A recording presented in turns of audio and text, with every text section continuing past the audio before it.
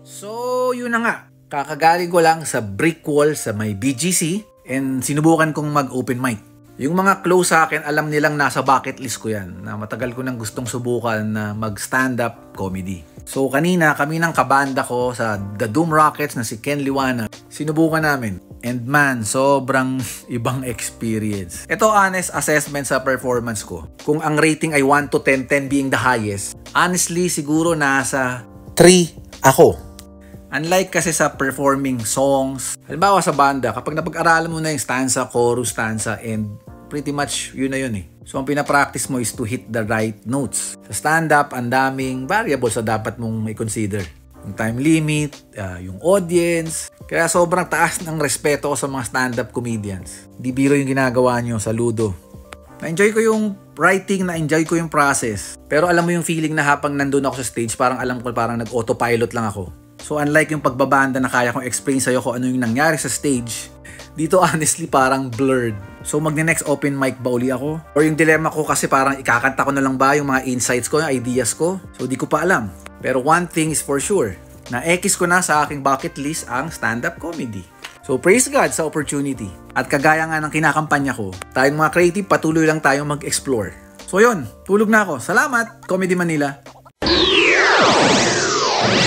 Oh yes, hello. Hello creative explorers. It's 10:38 and itong araw na to is medyo historical. Dahil today ang aking ang araw kung saan magkakaroon tayo ng stand-up comedy debut. So, we will be trying mag-open mic mamaya sa BGC sa Brick Wall. So time check 10, nasa 10 AM pa ngayon. And of course, I'm preparing pero sa panahon muna na to, sasamahan ko yung anak ko kasi meron silang outreach na gagawin. Kakanta sila sa isang parang Home for the Aged. So, samahan muna natin sila. Habang nagpa-practice sila at habang kumakanta sila, ako muna, reviewin ko muna yung aking stand-up piece. So, exciting to.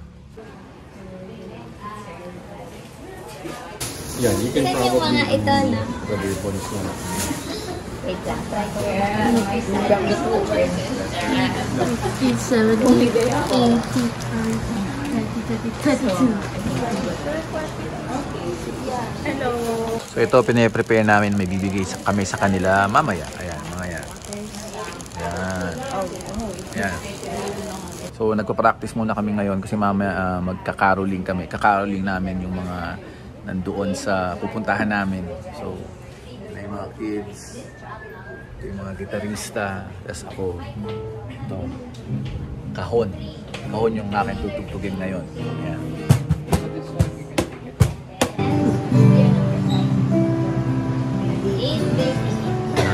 Practice muna yung mga kakantay namin. Ayan. Kaaralan mo nila yung mga chords. Sila.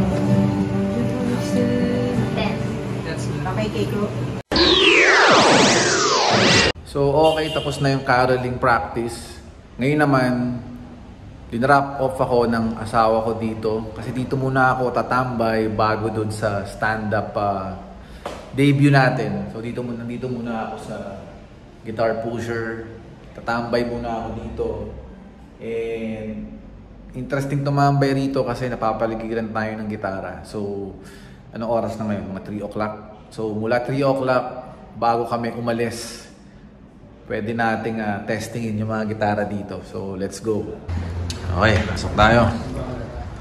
Yun o. Alright.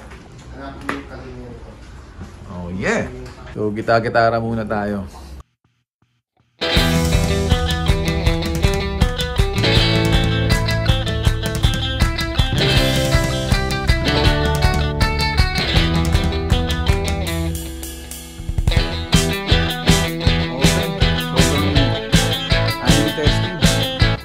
Rin, kasi nandito rin kasi mamaya debut rin itong ating kaibigan si Ken. Yan.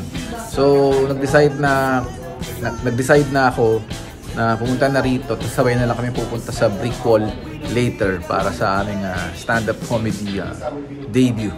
Hey! Okay, tapos na kami mag-testing ng mga gitara dito. So ano, ready na ba tayo? Punta na ba tayo ng brick wall? Kinakabahan ako eh.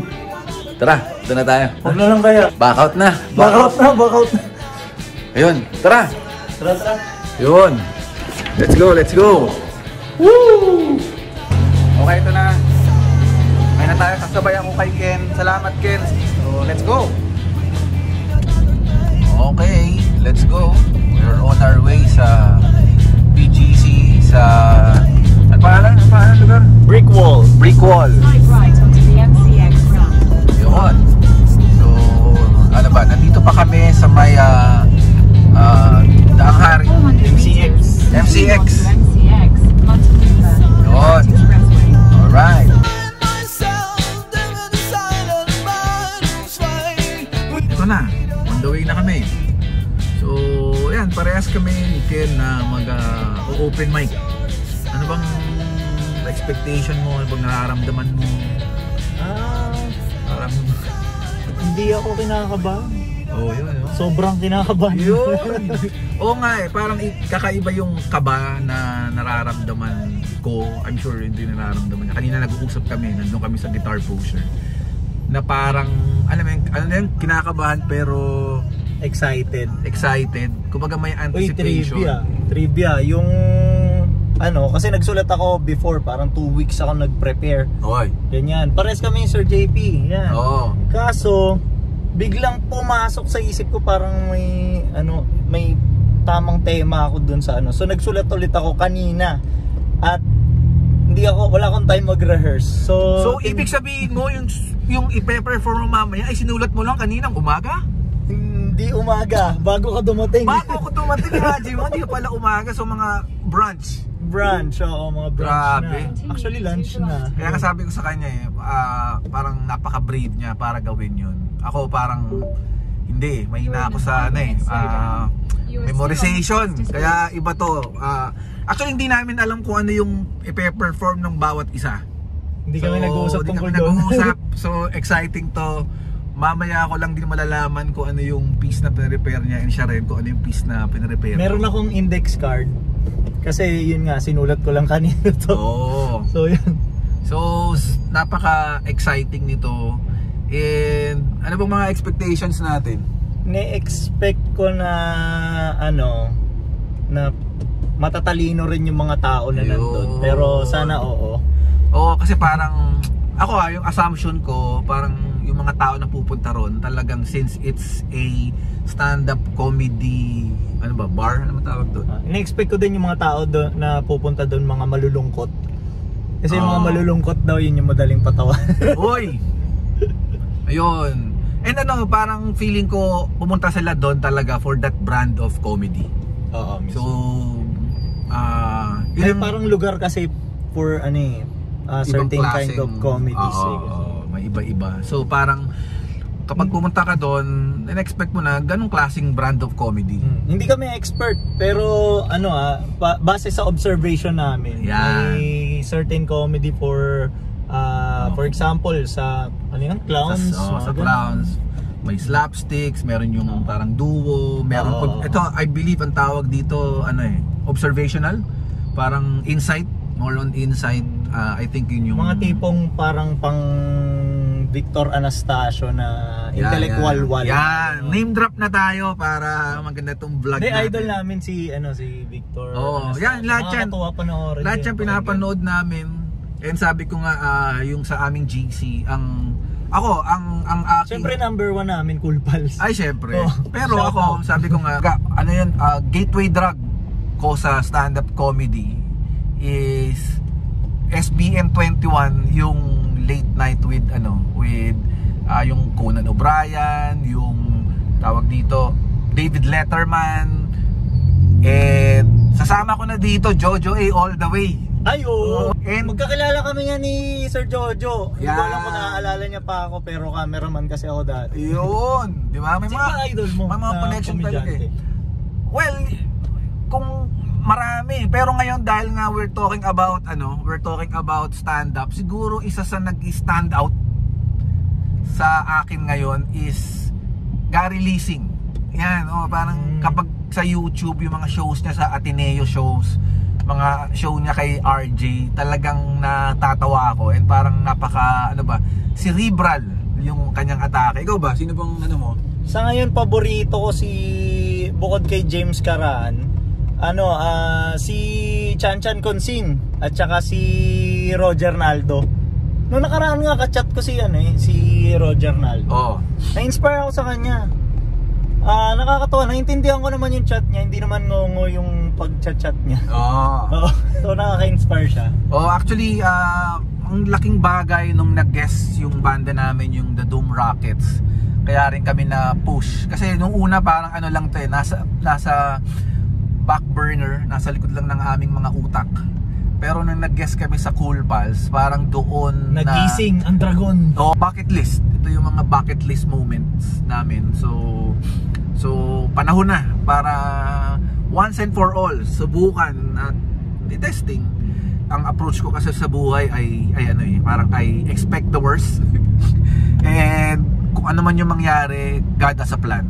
Kung okay, hindi okay. Kung hindi, maybe God is teaching me a lesson. So, expect the worst pero in a positive sense. So, ikaw ba? Ano bang expectation mo ngayong first time mo? Well, ako ina-expect ko na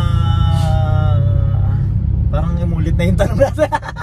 Pero yung sa tao, yung ng mga tao, reaction nila sa mga joke ko. Sa joke mo, sa joke. Maging bomba yun. Hindi ko pa alam, pero naman ako, sanay ako na bumibitaw ako ng mga corny jokes. So hindi sila tumawa. Sasabihin ko na lang na magpapamigay ako ng sticker sa mga papalakpak at tatawa. So meron na siyang contingency plan pag hindi niya nakuha yung attention. May plano ka na ba? Hindi ko alam kasi parang ako, ang approach ko lang parang yung anong tawag doon sa school, yung mag-ano ka, yung mag-speech ka?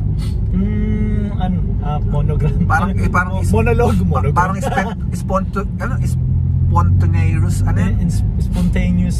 Oo, parang parang it's an exercise in parang monologue speech. Na Parang ganun lang.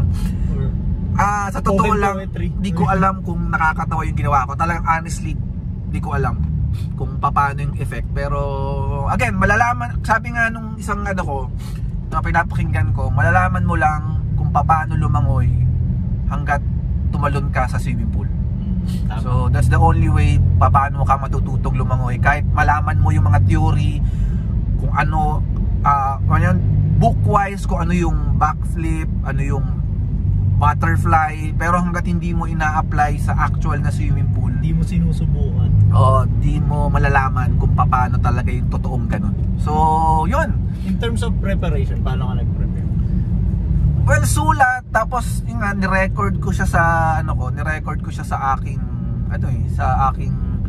sa recorder.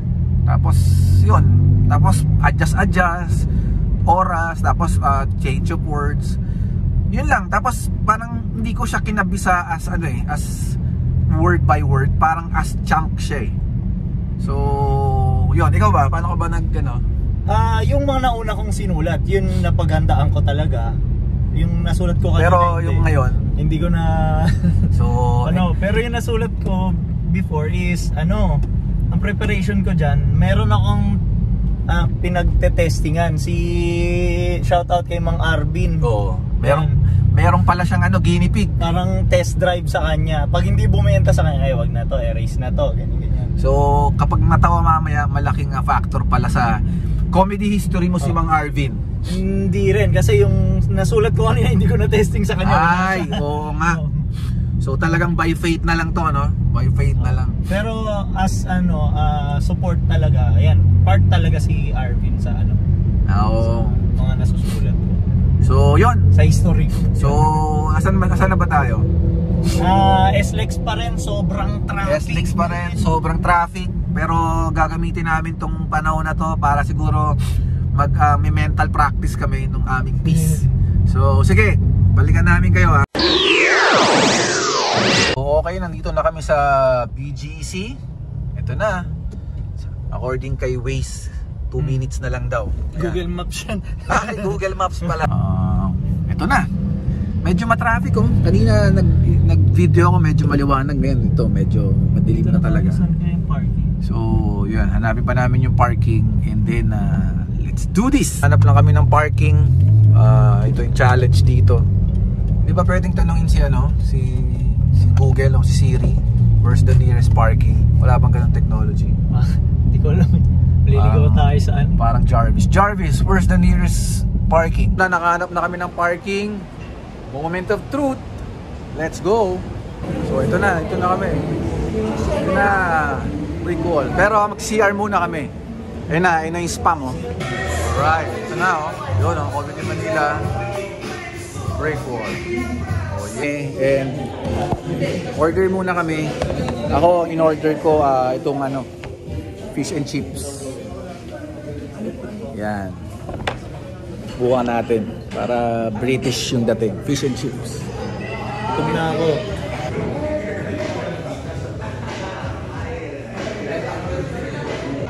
Yun, yung mga pictures ng mga taga Comedy Manila.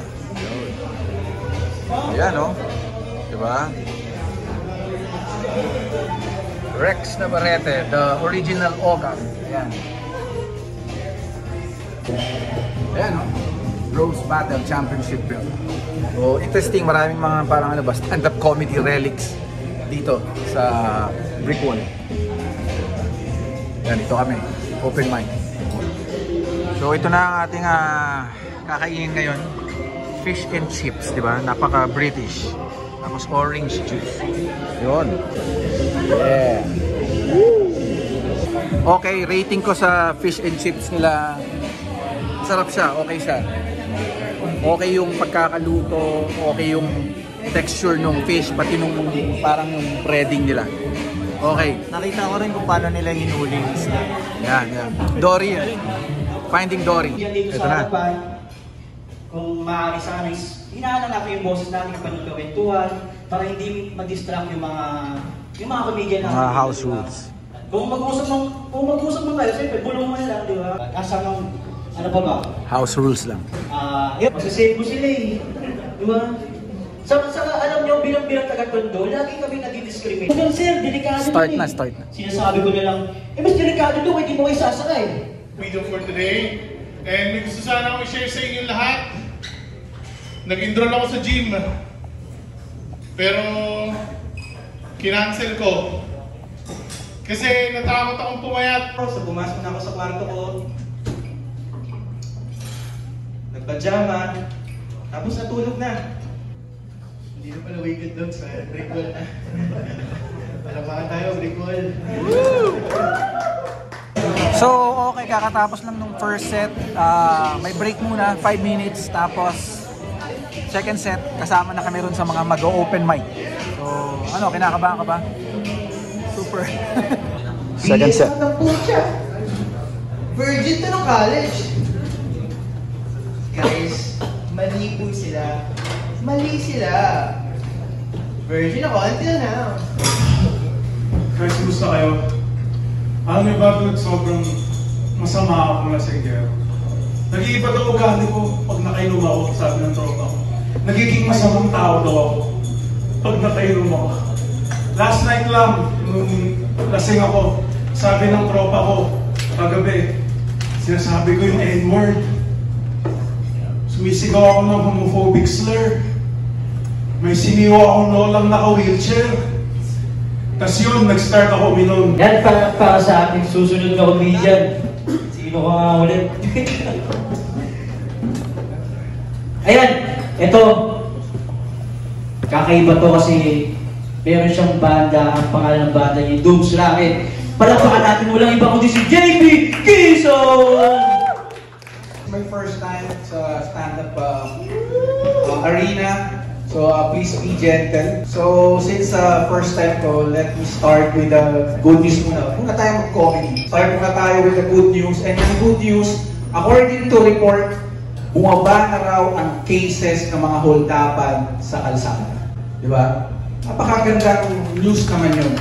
And alam niyo yung reason for that? Sobrang simple. Kasi wala na eh. Online banking na. Sobrang e-wallet na. Diba? Since pandemic, pwede na tayo bumili. GCash, Paymaya, So talagang nakakatuwa. Bumaba ang cases ng hold-upan sa kalsada, pero tumaas naman yung cases ng mga online scammers, right? Sino dito yung nakatanggap na ng text message na, "Congratulations, you won something. Please click this link." Di ba? Sobrang totoo nun, di ba? And ako nakakalungkot kasi isang kaibigan ko, na-scam siya, online banking, nagpanggap na taga-bangko, may tumawag sa kanya at nabigay niya yung OTP at nakakaiyak. Kasi nga, naloko yung kaibigan ko eh. Pero alam mo yun, as a Filipino, deep inside, sobrang nakaka-proud. Kasi di ba, imagine niyo yun, naalala niyo yung time na nabalita sa mga Pilipino ay mga unggoy. Kaya pwede natin ipagmalaki yung mga scammers natin dito, online na. So talagang nag-i-improve na talaga. Pero yun nga, since online na yung ating mga scammers ngayon, yung pagmamalaki natin, masasabi na rin natin na marami rin doon sa industry na yun ay ayaw ng group. I'm sure sa mga office nyo, di ba? Marami nung ayaw mag-adjust, ayaw mag-adapt. Naalala ko tuloy yung hold-upper ko, kapitbahay na boomer, na si Mang Panyong. Kasi ang dami niyang rants tungkol sa mga online hold-uppers, yung tawag niya doon.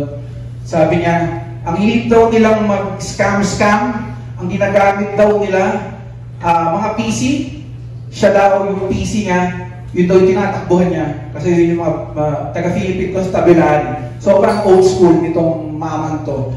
Tapos ang sabi niya, ang ginagamit daw na pang loko ngayon ng mga online scammers ay iPad, iMac, siya ang ginagamit niya lang daw. Proud pa siya eh. iSpeak. So, ginawa ko na yun before eh. Sumakay ako ng aeroplano, tapos bumiyay ako nag-out of the country kami. Pinost ko yun, sabi ko, paalam Pilipinas, hello Zamboanga. And then, di pa yung joke eh, okay lang yan. So, may nag-comment doon sa post ko, sabi, "Ken! Pilipinas pa rin ang Zamboanga!" Galit na galit siya. Pagtingin ko dun sa profile, okay. Dapat talaga iwala yung Facebook ng mga matatanda. Uy! Tuturo ng mga pointers. Hindi, gawin nyo lang. Punta kayo dito. May open mic dito. Yan. Yandaan nyo yung sarili nyo, kabahan. Ayos. So yun, pauwi na kami. Sobrang, ayan, this time, sasabay naman ako kila Adi. Yan, ano rin, gitarista ng The Doom Rockets. So, kanina, kan ako sumabay. Ibang experience. Of course, sabi ko nga kanina, unlike sa pag nagpa-practice ka ng kanta, na medyo fix na yung mga bagay-bagay, yung mga chorus, stanza, you must hit the notes, di ba? Sa stand-up, meron kang pin-repair, pero ang daming variables na i-consider. Kamusta yung crowd, yung time limit. So, hindi kagaya sa kanta, di ba? Maski yung kanta mo, 5 minutes yung song mo, okay lang. O kaya mag-adlib ka. Sa stand-up, iba. Ano pa ba? Of course, nakaka-inspire yung mga lalo na yung mga matatagal na. Sila Nonong,